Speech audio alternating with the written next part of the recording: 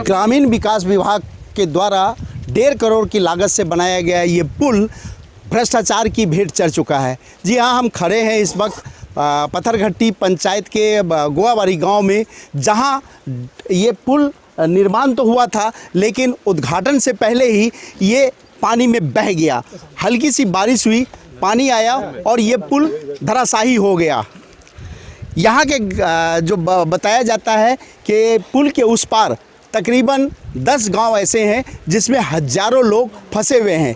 इस पुल के बनने से लोगों में एक आस जगी थी, उम्मीद जगी थी कि अब वो शहर जिला मुख्यालय आराम से जा आ सकेंगे, लेकिन चुनाव से पहले इसका उद्घाटन होता शायद और कुछ वोट भी सरकार को मिलती, लेकिन ये पुल बह जाने से अब लगता है कि सरकार को मुश्किल का सामना करना पड़ेगा। यहाँ पे हमारे साथ कुछ यहाँ के जो ग्रामीण हैं वो मौजूद हैं, उनसे हम बात करते हैं। ज़रा सा इमरान साहब आप आइए, क्या कहेंगे? जी, ये जो ब्रिज आप देख रहे हैं मेरे पीछे में है, ये बहादुरगंज विधानसभा क्षेत्र के दिगलबैंक प्रखंड के पत्थरघट्टी पंचायत अंतर्गत जो गोवाबाड़ी और ग्वालटोली गांव जो हमेशा से जो आज़ादी के बाद से उपेक्षित है, उसी को ये पुल जोड़ती। और लोगों में एक इतनी बेहतरीन आस जगी थी कि आज़ादी के 70 साल बाद पहली बार यहाँ पर ब्रिज का निर्माण हो रहा है और लोग अपने 4 चक्का गाड़ी से गाँव में जाते, लेकिन जाने से पूर्व ब्रिज निर्माण ही हो रहा था। इस बीच नदी अपना जो रास्ता है कनकई नदी, वो डाइवर्ट हो गई और डाइवर्ट होकर के सीधे इस पुल में डैश किया। और कहीं ना कहीं लगता है कि गुणवत्ता में भी इनकी जो है निर्माण कार्य में जो कमी आई है, और उसका भी कारण है कि ये पुल ध्वस्त हो गया और धराशायी हो गया। तो इस प्रकार इसका दोषी हम पहला दोषी मानेंगे जो जल संसाधन विभाग है, जो नदी को डाइवर्ट होने से नहीं रोकी, और दूसरा दोषी जो ग्रामीण कार्य विभाग कार्य प्रमंडल 2 के जो अभियंता हैं, बार बार बोले जाने पर भी वो लोग कभी जाँच नहीं करते, निरीक्षण नहीं करते हैं, जिसके वजह से संवेदक मनमाफिक अपना काम करते हैं। और आप देखिए उसका नतीजा आपको सीधे सामने में दिखता है। चलिए, ये ग्रामीण विकास विभाग के द्वारा जो है काम किया गया है और उसके लिए साफ तौर पे दोषी है। हमारे साथ में कुछ ग्रामीण, 1 मिनट, हाँ, क्या कहेंगे आप, बताइए।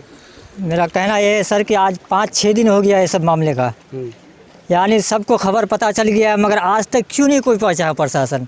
और कल से हम लोग एक इंजीनियर यहाँ आए थे कल हमारे किशनगंज से, वो देख करके गए, वादा करके गए कि कल नाव पहुंच जाएगा सवेरे, मगर अब तक नाव नहीं पहुंचा है। लोग फंसे हुए हैं उस पार, खाने पीने का चीज़ नहीं है, अब तक क्यों कोई इंतजाम नहीं हुआ है। इसका कैसे जाते आते हैं लोग? कोई अभी आना जाना कुछ नहीं है सर, बिल्कुल अंदर सब ग्राउंड अंडरग्राउंड में है, कोई खाने पीने का व्यवस्था नहीं है, लोग बीमार हैं, आना जाना बंद है। और इंजीनियर को कल बोला था कि सब नदी के चपेट में है, कम से कम कुछ राहत के लिए नाव यहाँ भेजा जाए अच्छा वाला, और कोई खाने पीने का सामान कोई इंतजाम किया जाए, उसके बाद पुल के बारे में जांच किया जाए, मगर कुछ अब तक काम शुरू नहीं हुआ सवेरे से। तो साफ तौर पर कहना है कि कोई इंतजाम नहीं है। हमारे साथ में यहाँ पर अभी जांच में यहाँ पर आए हुए हैं, देखने का लोगों का दुख दर्द को समझने के लिए जिला परिषद अध्यक्ष हैं सरवर आलम साहब। हाँ, आप भी आए हैं यहाँ पर, क्या कहेंगे, बताइए। जी, मैं राष्ट्रीय जनता दल जिला अध्यक्ष सरवर आलम।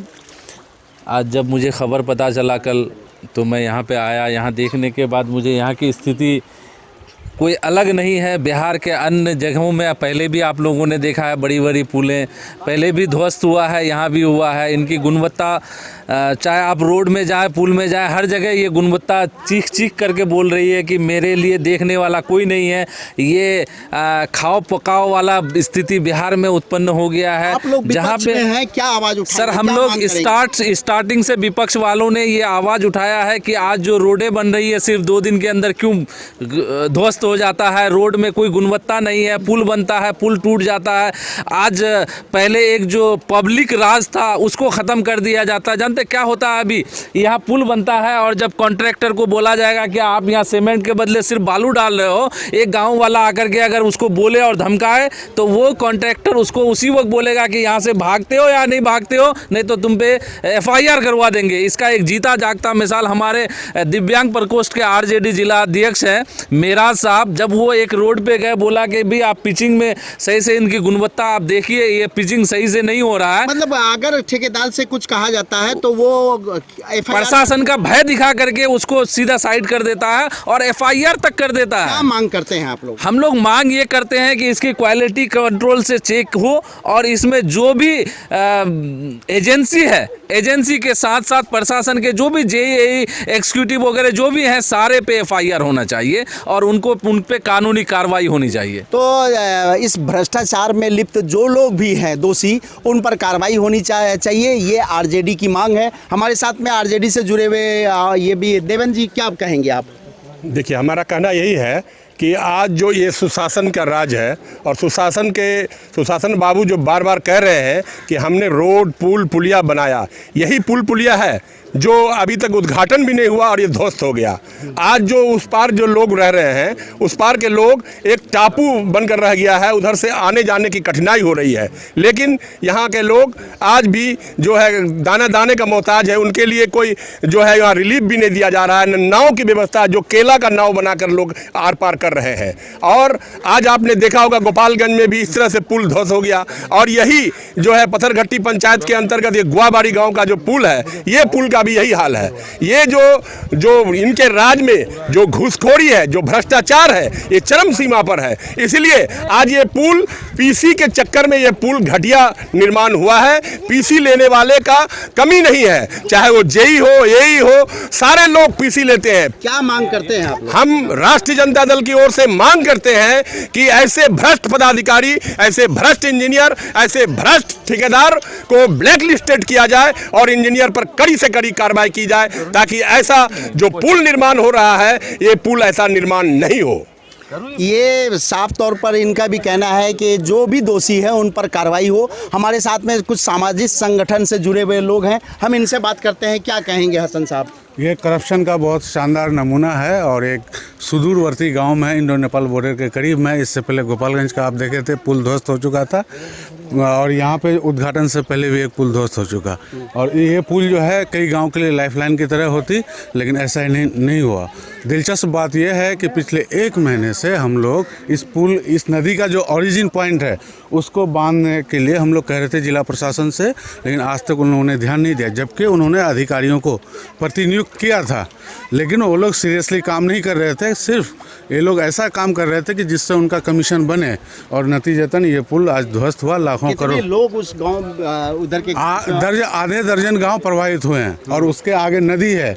आज पिछले 5 दिन से वो लोग वहाँ लैंडलॉक हैं, गांव से बाहर नहीं निकल पाए। आना जाना क्या सुविधा? कोई उपाय नहीं है वहाँ। अगर कोई आज के दिन मर जाए, कोई शादी हो जाए, कोई उपाय नहीं, उस पार हो ही नहीं सकता। आप लोग जिला प्रशासन से या सरकार को? SDM आए, उनसे रिक्वेस्ट हम किए, इंजीनियर साइट पर रहे, उनसे हम रिक्वेस्ट किए। कल भी इंजीनियर आए और एक इंजीनियर को हम लोगों ने यहाँ पे कह दिया है इस इलाके में दिखना नहीं है, अगर दिखे तो यहाँ से निकलने नहीं देंगे, ठीक है ना? घेराव नहीं, उसको यहाँ से निकलने ही नहीं देंगे। उनकी लापरवाही की वजह से ये सारा मामला हुआ है। क्योंकि ये जो पीछे का जो इलाका देख रहे हैं ना, 1 किलोमीटर दूर, ये इस नदी का ओरिजिन पॉइंट है। वहाँ पे एक कच्ची सड़क है, उसको सिर्फ बांध देता, जो डाइवर्सन है, जो कंकई नदी का पानी इधर से जो गुजर रहा है, उसको अगर बांध देता तो आज ये नौबत नहीं होती। तो कुल मिला के इसमें पूरी तरह से लापरवाही बरती गई है। घोर लापरवाही और मनमानी से जुड़ा मामला है। और जो हमारे DM सर हैं, उनको बार बार रिक्वेस्ट किया गया, वो आज तक यहाँ पे आए नहीं हैं। 48 घंटे 72 घंटे बीत गए, वो अभी तक आया नहीं है। जिस तरह से इस इलाके का विधायक, कांग्रेस विधायक पलटी मार के घर में सोए हुए हैं, उसी तरह से हमारे DM किशनगंज के अपने ऑफिस में बैठे हुए हैं और सारा तमाशा देख रहे हैं। आज तक किसी को सस्पेंड नहीं किया, अब तक कोई ऑर्डर जारी नहीं किया उन्होंने। अब तो उनको करना चाहिए, नहीं करेंगे तो हम भी यहाँ कैंप करके रहेंगे।